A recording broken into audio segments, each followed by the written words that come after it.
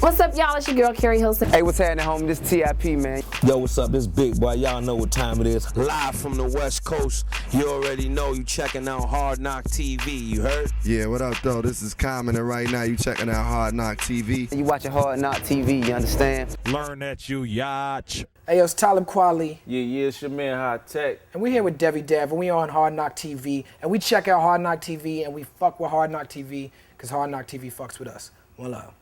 You being from Cincinnati and you being from New York, how did you feel when you first heard the first Chronic? The first Chronic. Was that something that was on your radar? Yeah, I mean, when I heard the first Chronic, I was going to school in Connecticut, even though I was in New York. And what I learned from going to school in Connecticut was New York isn't really in a bubble. You in New York, you listening to the radio, you think everybody on the radio is a superstar.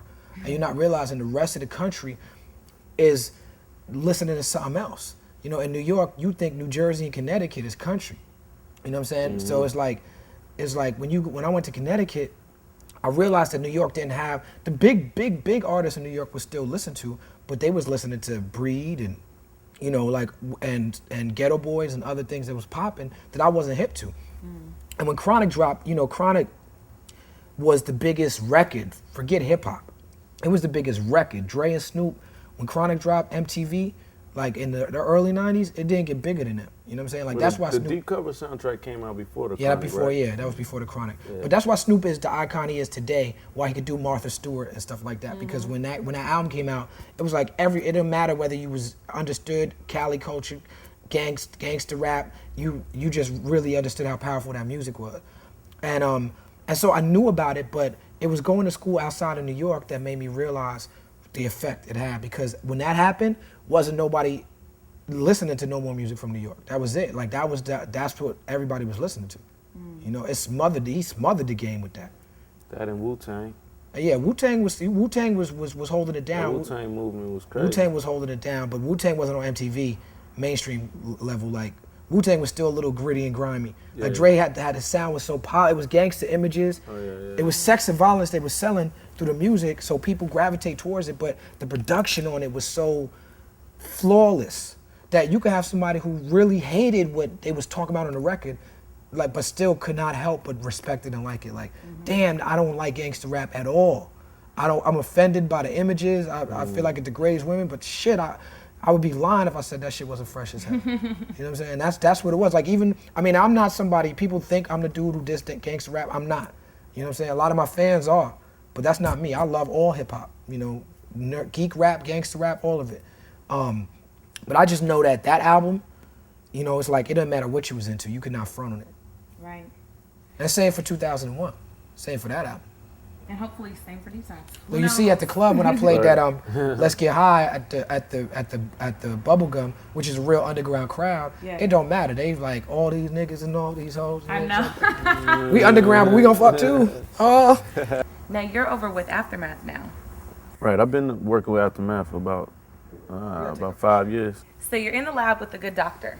Yeah. Dr. Drizzy. Dr. Dre, one of my mentors right there. What was it like the first time you met Dre? Man, it's like, I don't know, man. It's like meeting your hero, you know what I'm saying? Like Dre's, like I look up to Dre a lot, like just on the level of just his ability to be able to reinvent himself, you know what I'm saying? His longevity in the game, right. You know? Like he's never been in it for the short haul. Like I've been listening to Dre since I was 7 years old, a fan. You know, that was the first record I bought. Surgery, Wrecking You just Crew. dated the hell out of Dre. I just had to say that. Sorry, doctor. Oh, Dre, hey, he don't care. Dre just know he keep pumping out them hits. That's all that matters. You know, keep pumping out good music, and he keep developing great artists. And he give young artists a chance. You know what I'm saying? If you can't make the Dre cut, that's your fault. You know, he really make an artist live up to what he's supposed to be as an artist. You know, he can break you down, but hey, that's the test you got to take when you want to be a superstar. Like Dre has built nothing but superstars, and that goes to show what he's about. He's about being a professional. He's not playing with the game. You know what I'm saying? You look at his roster. Right. You know what I'm saying? Everybody he's been in support of are icons, hip hop icons, and if you're not ready for that as an artist, don't go trying to be on Aftermath. You know what I'm saying? And Dre's a hard worker, still to this day, even if at his age. You know what I'm saying? He worked harder than most young cats trying to get in the game. And that's something I take a lesson on, and I've learned a lot from Dre, just his work ethic and just his energy. You know, he's still in the gym, his mind, he's positive. You know, his business ethic, I mean, he don't mind cutting a check. You know, he's not in it for that. Like, Dre been through so much that he don't have time for no bullshit. You know what I'm saying? And that's what I love about Dre. And like, I thank Dre for just recognizing me as a young up-and-coming producer. Even How though, did that come about? How did you end up going over there? well, even though I had a name for myself, like the Train of Thought album was out and the Blast was doing its thing, you know, and I think I had my album out too. So my first album, Hi-Tek, was out. I had a couple of records to do something off of there. So I was shopping beats, and a guy named Mark Brown, which was A&R for Dub C album. I was submitting beats for Dub C, and somehow Dub C was in the studio with Dre playing him some material that he had, and Dre wanted a beat that he had picked from me. So to make a long story short, Dre took that beat, and the song that you hear on the Truth Hurts album called Hollywood, and Dre rhyming on it, I did the beat for that. Oh. Yeah, so that was like my introduction to Dre. And ever since then, he just put me down and put me to work, you know, and really embraced me and just allowed me to do what I do. You know what I mean? He don't really he never tried to shape what I did. He only added. Like, it's a lot of tracks that we be in the studio and he just do his thing, like, opposed. And like, you know, some producers are quote unquote big time producers, they'll want to take credit, you know, just because they turned the knob, you know what I'm saying? And really, they'll say, oh, well, produced by Dre. You know, Dre ain't really, he's not into that, you know. But he did tell me, I remember one time, the first time I met Dre, he was like, he wanted a beat, and my whole thing, I used to hear rumors about Dre, you know, he takes people credit and all that. I was like, well, I'll do it, it's all good as long as I get my credit.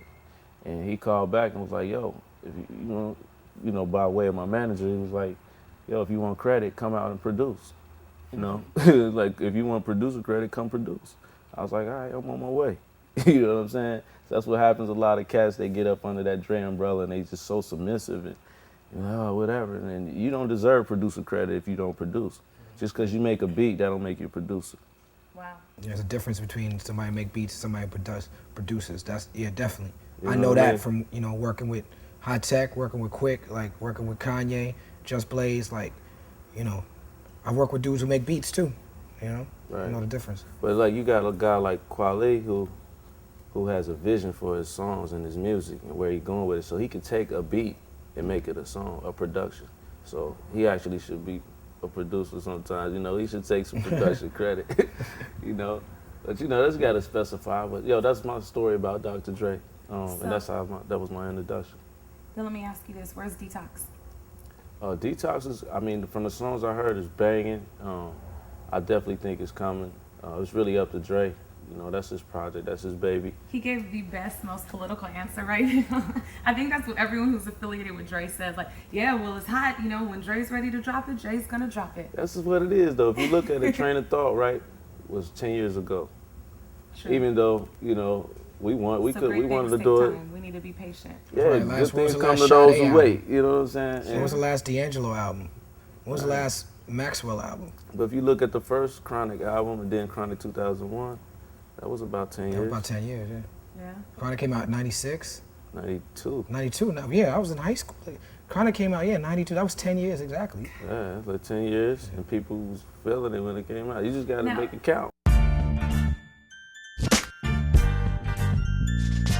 Stay tuned, this is the game of life, and these are the cards I've been dealt. Give you the real deal, live footage, and you can feel for yourself. It's uncut and raw, ghetto reporter since before the new world was in order. Embedded in places you dreaded and never thought of. The corners, the streets and projects, the one-bedroom apartments, the hood. I'm the voice for all of y'all misunderstood. It's because I'm hip-hop. Maybe I was born from the struggle, hustle and hover above the earth. Observe the concrete jungle and expose all lies. From the block, it's all lies.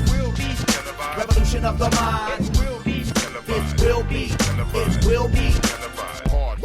Giving nothing but truth.